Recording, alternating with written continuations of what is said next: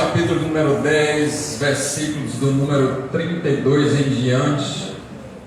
Senhor, a tua palavra para ser ministrada, nós carecemos da revelação e do entendimento dela.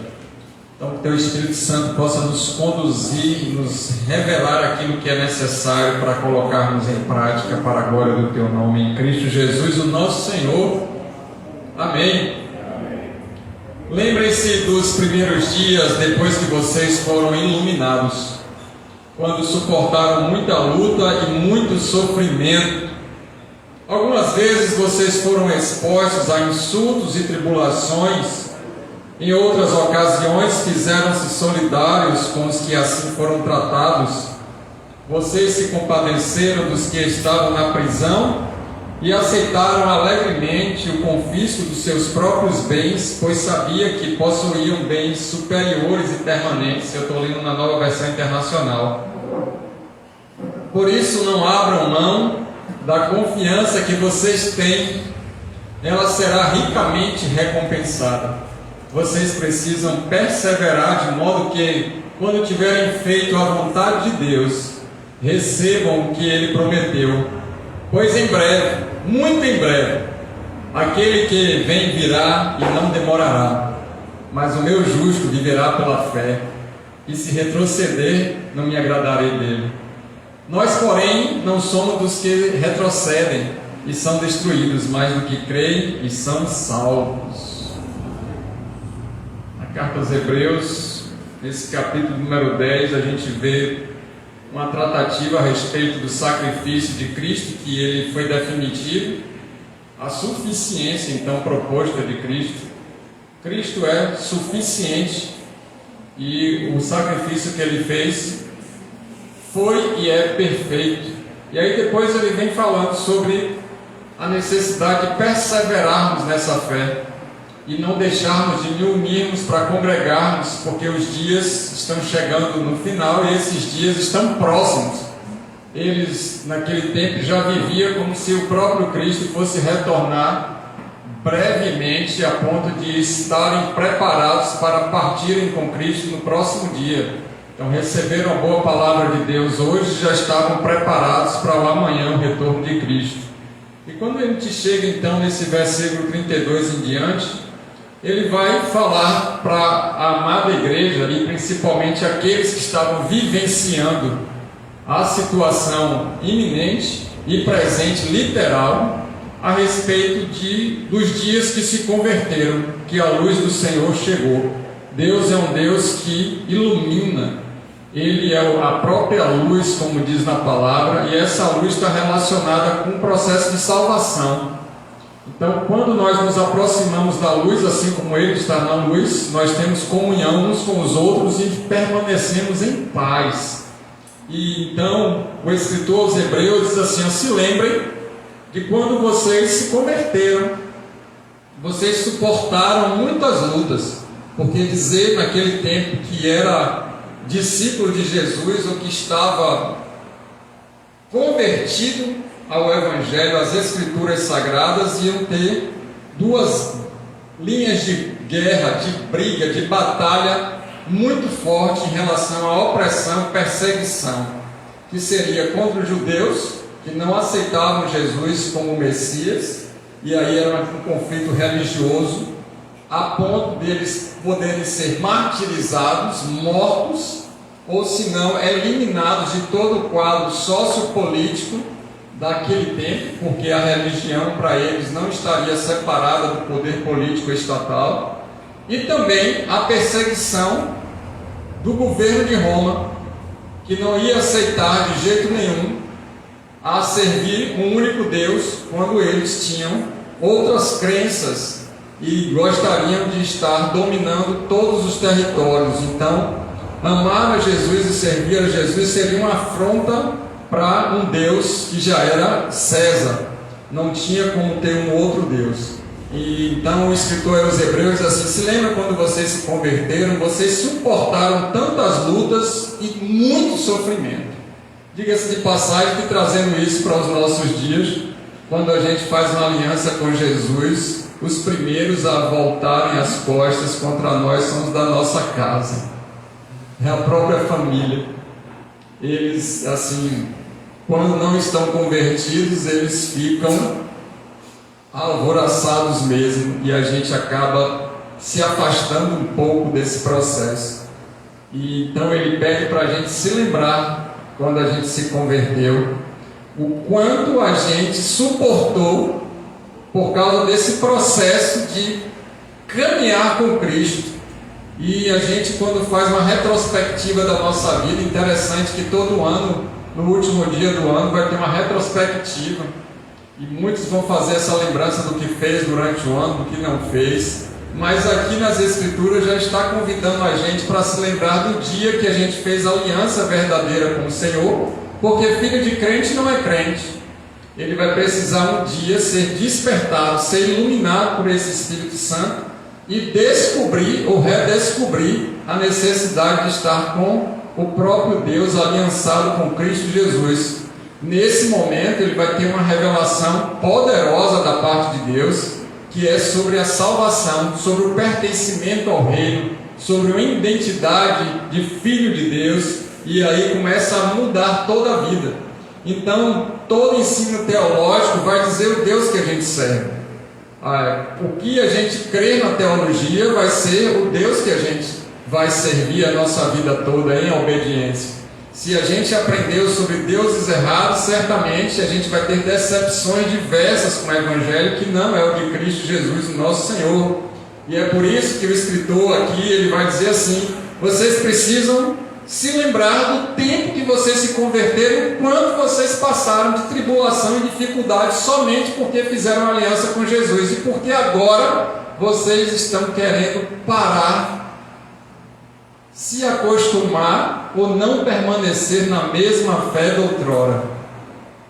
Parece que vocês se acostumaram com as coisas da igreja, parece que vocês agora começaram a entrar numa religiosidade, e alguns já estão com medo até de avançar, porque estão vendo as batalhas ficando cada dia mais acirradas diariamente, que é melhor dizer assim: eu vou ficar aqui sentado na minha, porque se eu começar a avançar, eu vou ter que combater um combate que está acima da minha capacidade. Eu acho melhor até eu voltar para uma outra religião que eu estava. É nesse contexto que ele está falando. Alguns de vocês estão voltando a ser judeus depois de se converterem de novo, estão com práticas judaicas. Não acredito que depois que Deus fez essa iluminação, vocês ainda continuam retrocedendo. Mas aqui a palavra não é de retrocesso, é de perseverar. É uma esperança com a convicção de fé. Perseverar. Insistir com a esperança que o próprio Deus implantou no coração e que está relacionada com a própria salvação naquele grande dia. E ele vai continuar dizendo no versículo de número 33: algumas vezes vocês foram expostos a insultos e tribulações. Então as pessoas nos viram e falavam coisas a nosso respeito, com palavras que ferem, com combinações que fazem com que a gente pare e diga assim: vale a pena mesmo eu abrir mão da minha família por causa de Deus? Vale a pena eu abrir mão dos meus negócios por causa de Deus? Vale a pena eu deixar do que eu estou fazendo com os prazeres, porque os outros estão vivendo como querem e parece que está tudo dando certo, mas para a gente que está numa batalha aqui constante, as coisas vão piorando. E aí o escritor aos Hebreus, ele diz exatamente isso: nós somos expostos ou fomos expostos a insultos. As pessoas provocam mesmo, falam coisas, fazem coisas e se comportam, criam um ambiente para poder nos expulsar daquele lugar. Essa é a vida daquele que está convertido de verdade. Se está tudo ok com o crente, se ele está transitando por todos os ambientes, está todo mundo gostando dele, está tudo muito bem, pode saber que precisa se converter de novo, porque o crente precisa ser enojado do mundo. Aquele que é amigo do mundo é inimigo de Deus. E se nós fomos iluminados, se aqueles discípulos ali forem iluminados, quando a luz chega, o que acontece?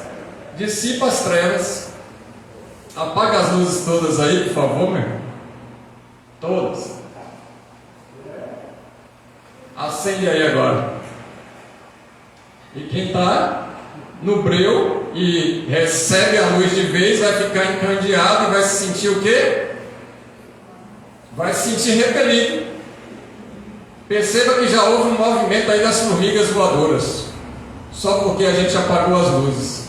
Elas já iam partir para um outro lugar iluminado. Então, da mesma sorte, nós iluminados, quando chegamos em alguns locais, em alguns ambientes, nós vamos provocar uma situação que muitas vezes vai ser incômoda para eles. E essa situação é necessária que aconteça. Por quê? Porque senão a gente não está sendo a luz do mundo.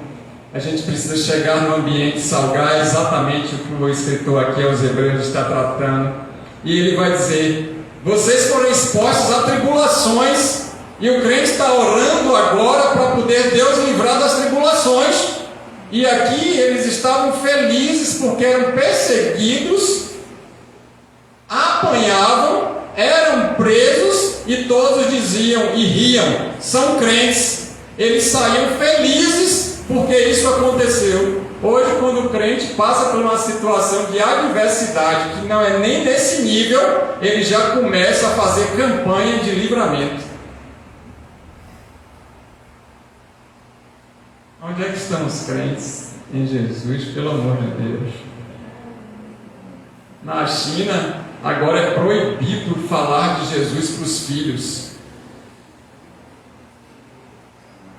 Se o partido comunista pegar, prende a família. Eles estão se reunindo escondidos para saber como doutrinar os filhos em casa, a ponto de não ficarem expostos quando eles forem para os colégios ou estarem nas ruas. Então, cada família convertida, os pais são responsáveis pela conversão dos filhos. Aonde estão os crentes com os devocionais com os filhos, transferindo a responsabilidade para os pastores e para a sala das crianças nas igrejas. A igreja não é responsável pela conversão dos seus filhos. Desculpe dizer essas verdades para vocês. Eu amo vocês, por isso que eu estou falando isso.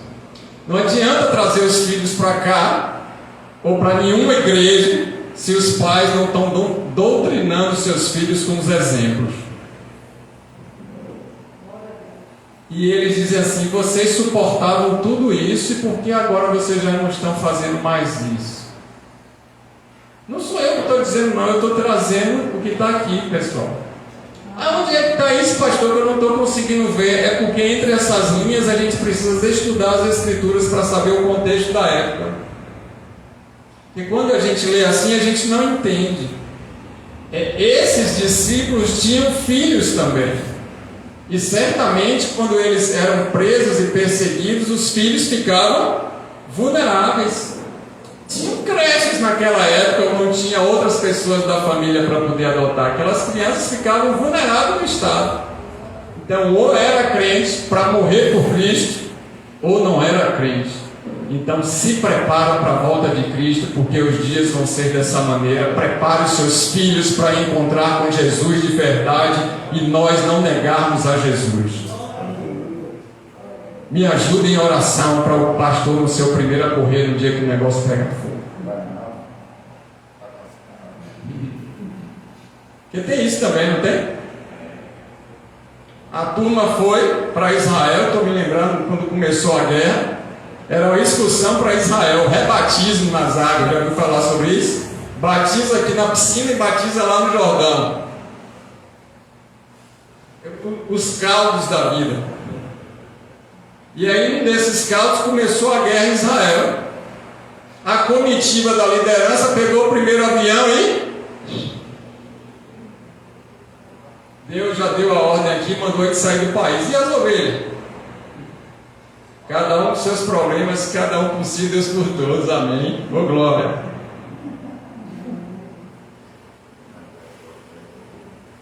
E não vi nenhuma excursão para Israel esse ano para pregar contra ninguém. Então precisava sair os missionários do Brasil para pregar lá no meio da guerra e ganhar esses homens e essas mulheres para Jesus. Acabou as discussões e os afogamentos no Rio Jordão. Bora para frente para não ficar falando outras coisas que não tem nada a ver com o texto, mas é só para a gente refletir. E ele vai dizer assim: em outras ocasiões fizeram solidários com que assim foram tratados. Olha o que acontecia, irmãos. Quando os irmãos viam o outro passando o pesar, estar na prisão preso, sabe o que ele fazia?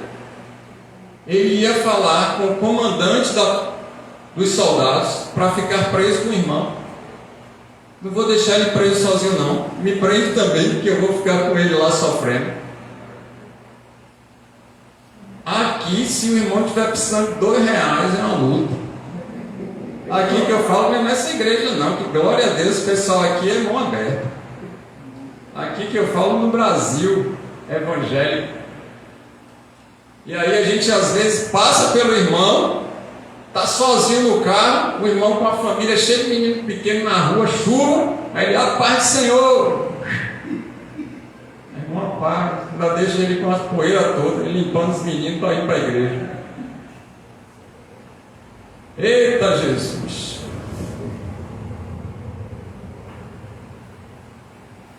Eu acho que só eu que enxergo essas coisas. Estou enxergando demais, tenho que diminuir meu grau do óculos. Em outras ocasiões, vocês se fizeram solidários e nessa solidariedade o irmão se colocava no lugar do outro. Não prende a mim, porque ele é pai de família, não prenda a mim. Pode me bater no lugar dele. Que são as orações intercessórias dos santos. Ali era ao vivo e a cores. Você tem orado a ponto de você ficar sem lágrimas para interceder pelo seu irmão, pela sua irmã, sabendo que ele está numa situação necessitada? Quem é que está jejuando e intercedendo por alguma causa que não é particular?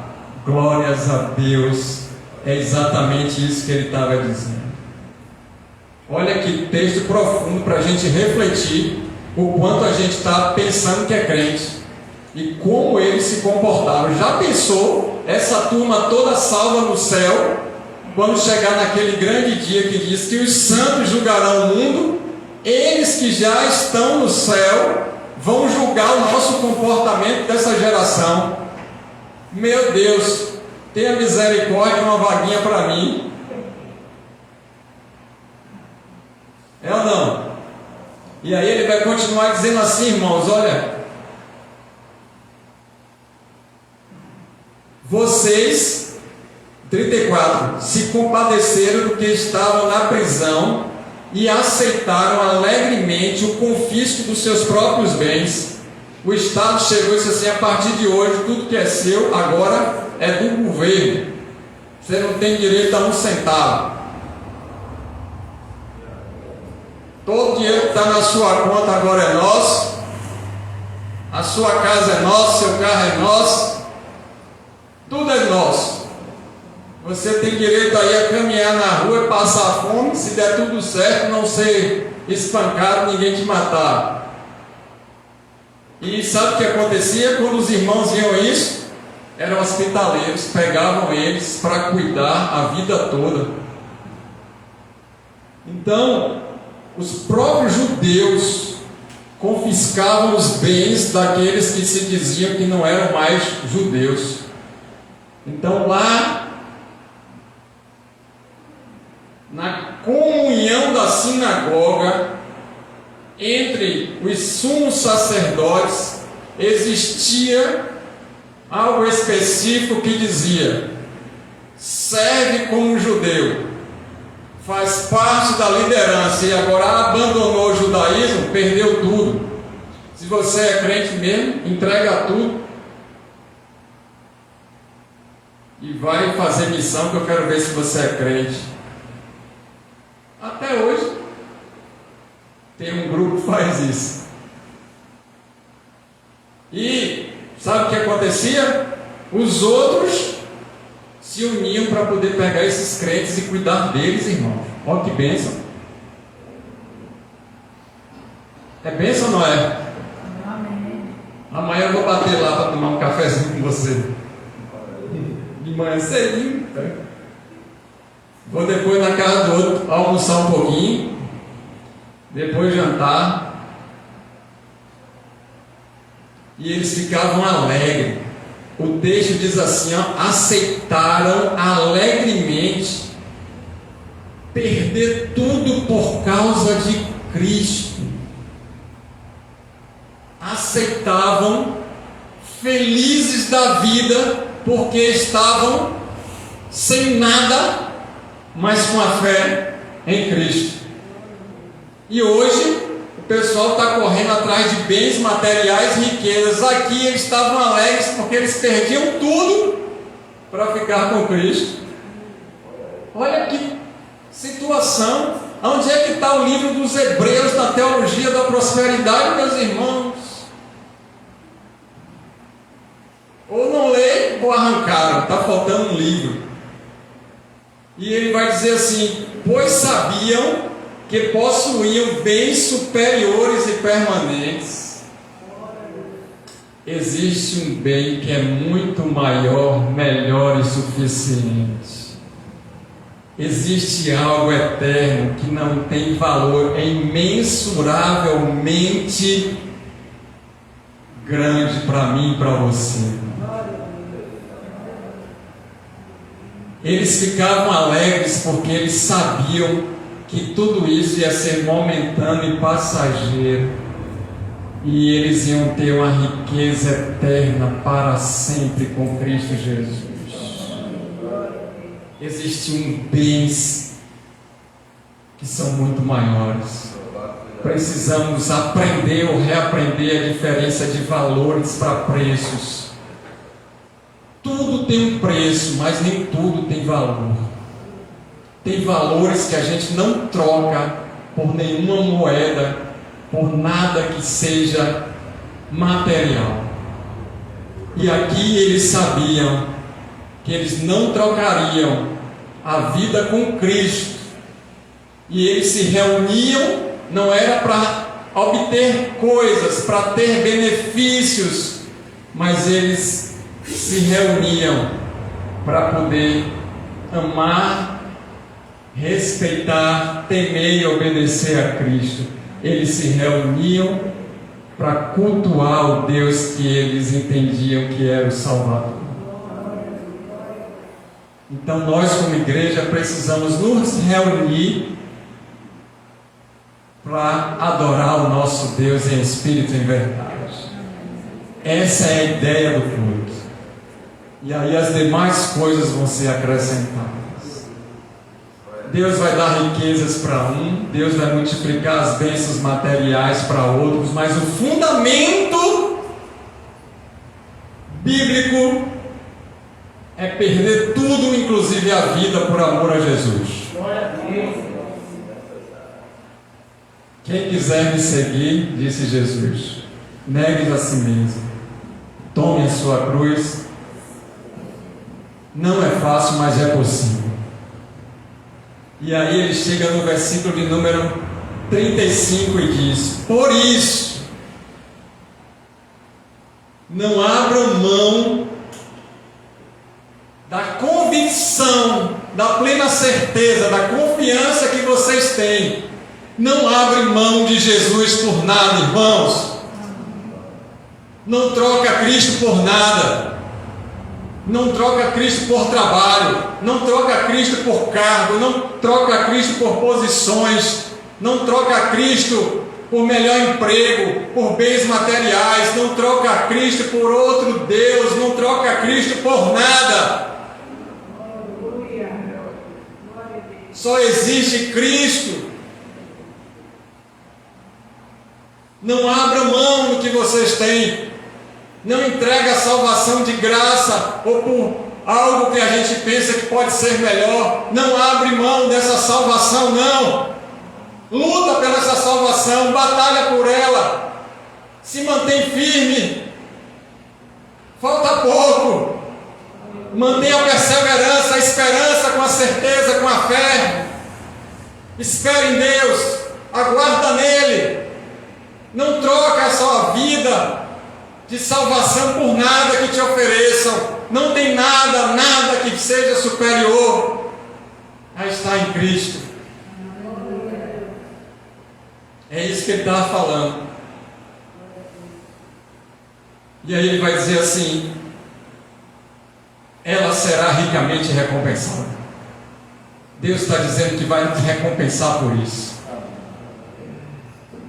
Não sou eu que estou dizendo, não são os pastores que estão nos visitando, não são os nossos amigos políticos, não são os ricos desse mundo. O próprio Deus está dizendo que existe uma recompensa para mim e para você guardada.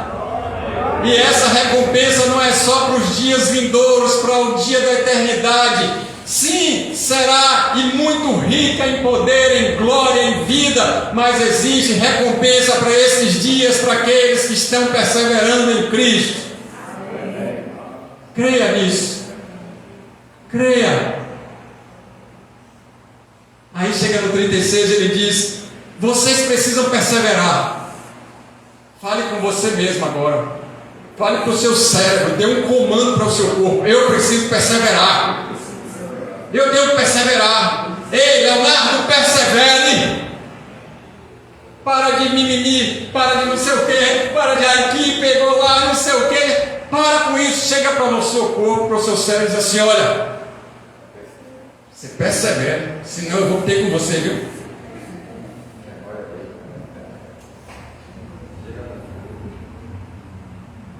Vocês precisam perseverar, irmãos. Você que está querendo voltar atrás, que está querendo brincar de ser crente, está indo lá no inferno assim, quentinho, quase queima.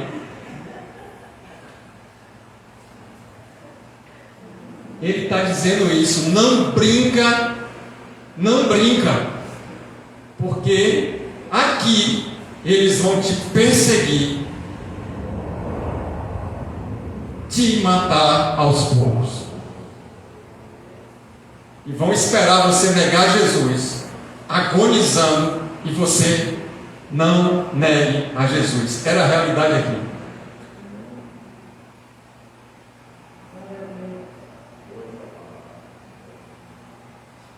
Precisam perseverar. E a perseverança não é brincando. Um dia está frio, outro dia está quente. E se tiver morno é pior ainda, que fica a ponto de ser vomitado. De modo que, agora vem a explicação por que ele está pedindo para a gente perseverar. Olha que Deus maravilhoso. Quando tiverem feito a vontade de Deus, a vontade de Deus é boa, perfeita, e Ele sabe o que é o melhor para cada um, individualmente e coletivamente. Deus sabe o que é melhor para mim. Eu não sei, mas Ele sabe, porque foi Ele que me criou. E talvez eu esteja enxergando somente com minha mente superficial. Eu não estou enxergando e não consigo nem enxergar, nem saber o dia de amanhã.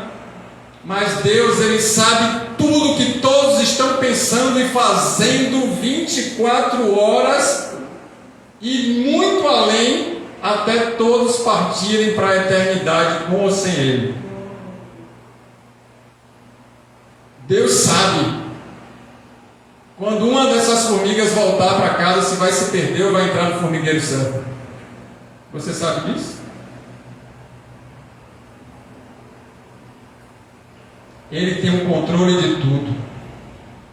E Ele está dizendo: nós precisamos perseverar, porque quando vocês tiverem feito a vontade de Deus, não é a vontade do pastor, não é a vontade da esposa, não é a vontade dos filhos, não é a vontade de ninguém, não é a vontade do patrão, não é a vontade de ninguém, é a vontade de Deus. Aí vocês vão receber o que Ele prometeu. Então não adianta barganhar não adianta não passar pelo processo. O processo vai ser necessário para o amadurecimento, para o cumprimento da promessa. E aqui está relacionado com a salvação em Cristo, a eternidade glorificada. Só que para nós também é aquilo que Ele nos prometeu e Ele vai cumprir e nos abençoar nessa terra. Deus é um Deus que nos faz a gente ter uma vida em abundância. Quando a gente cumprir o que Ele quer, aí Ele vai nos dar o que Ele falou. Então agora a gente aprende o quê?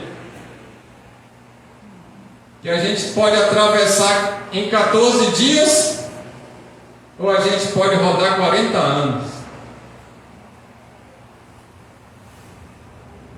Fica a critério do cliente.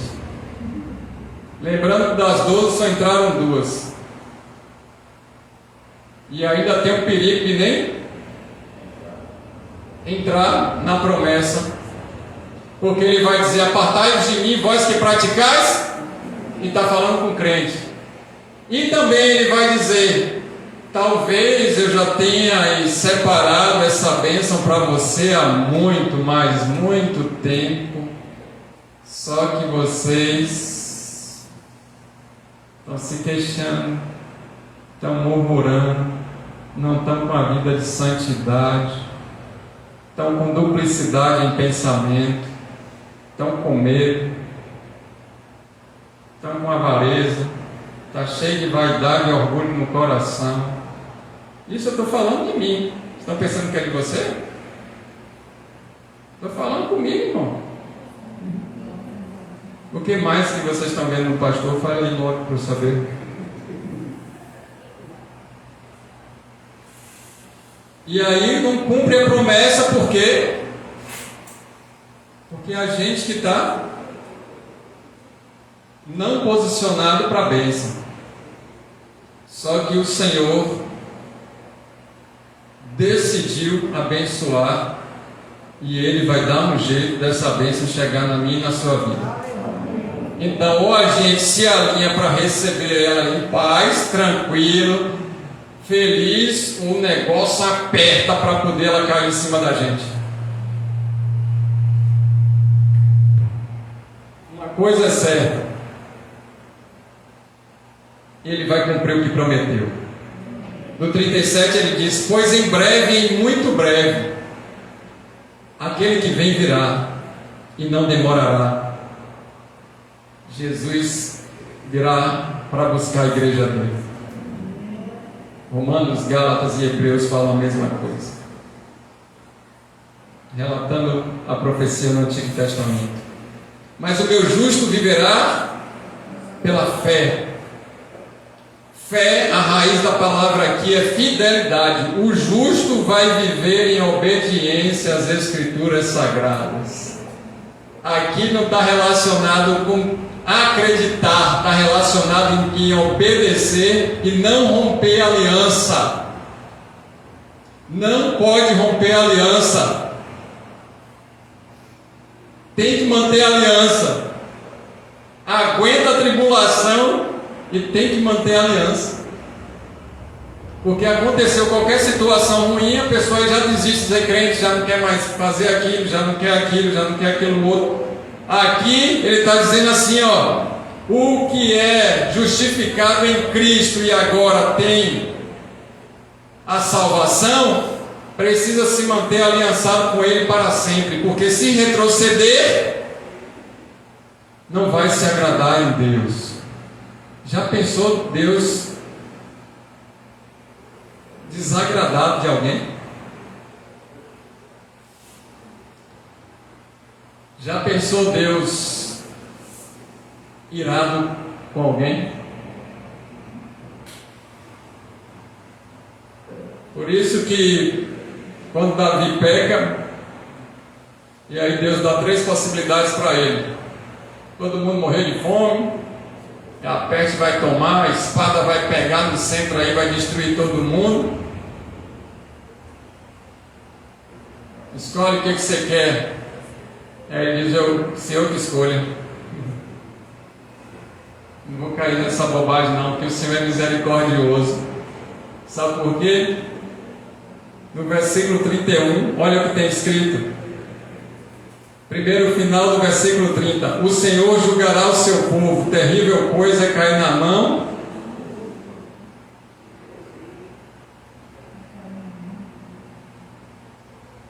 Não tem como brincar de ser crente. Não dá mais para brincar de ser crente nesses últimos dias.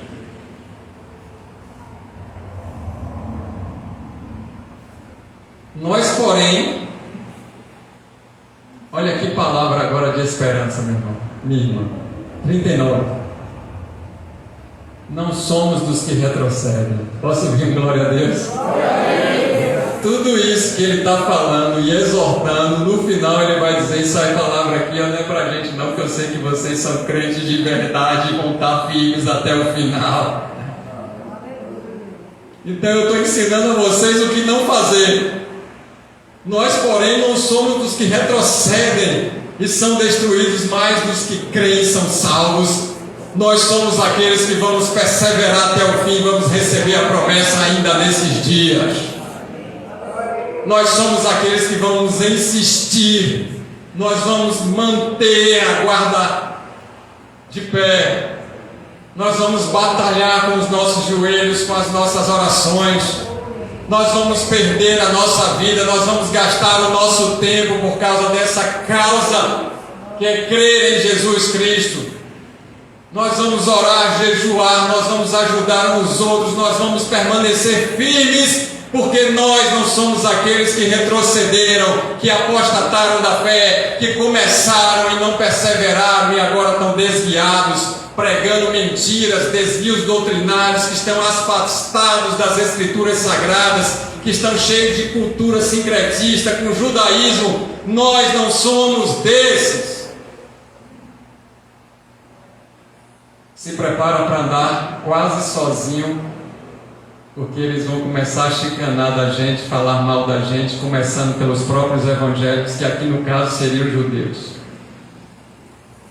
Se a gente não está na vibe, se a gente não está na onda, no movimento, eles vão ser o primeiro a criticar. Mas nós não somos o que retrocede. Somos aqueles que serão salvos. Deixa eles falarem, deixa eles perseguirem, deixa eles fazerem o que quiser, porque eles vão cair na mão de um Deus Todo-Poderoso e Deus vai julgar o que eles estão fazendo. Olha que convite agora então. Amados, vamos nos manter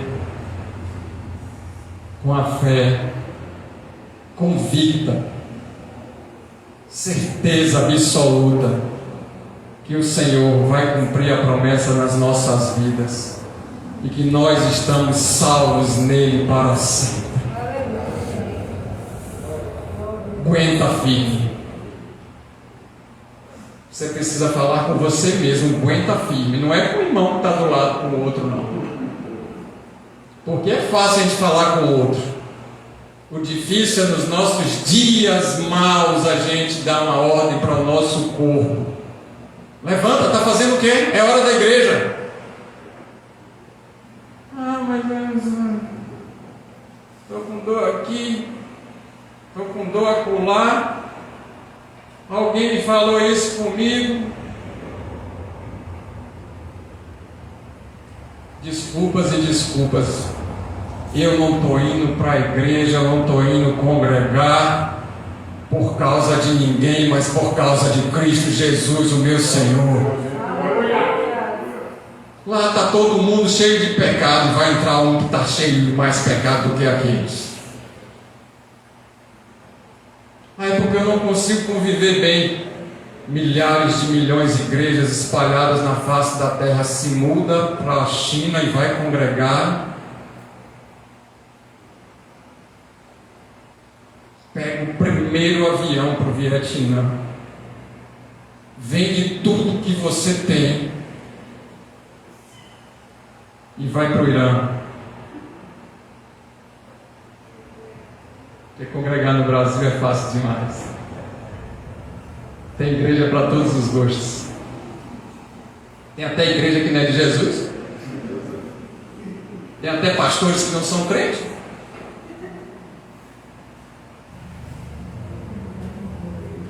O que não pode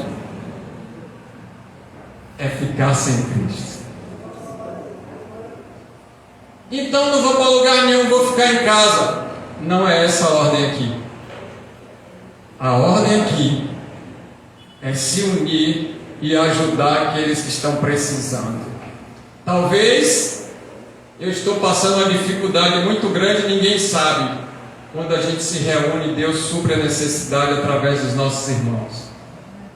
Amém?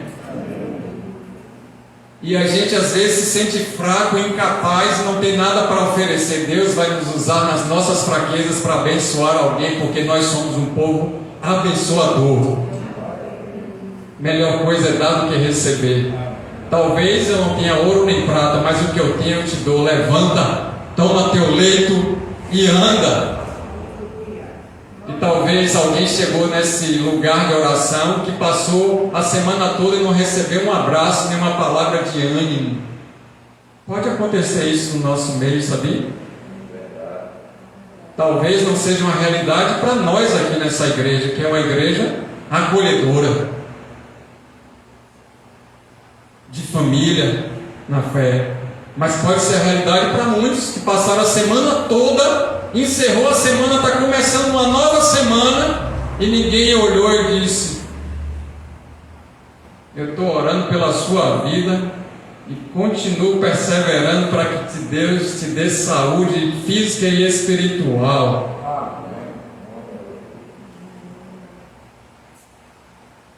2 João 3,1, pode abrir e ver se está isso escrito, né?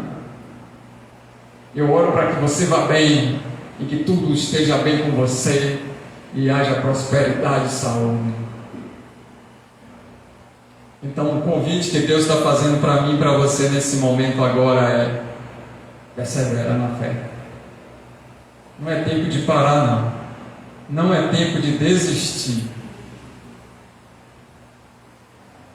Não pode parar. E é tempo de avançar. Não pode nem ficar estagnado, nem retroceder. Se chegou até esse ponto, é para caminhar agora com passos mais largos, sabendo que Jesus está voltando e vai nos buscar. Você crê nisso? Amém. Então fica de pé.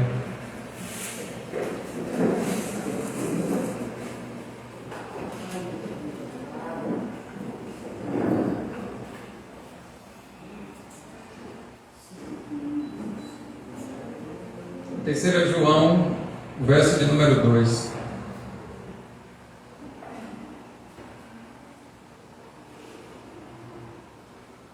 Deus novamente fala que Ele está cumprindo a promessa dEle.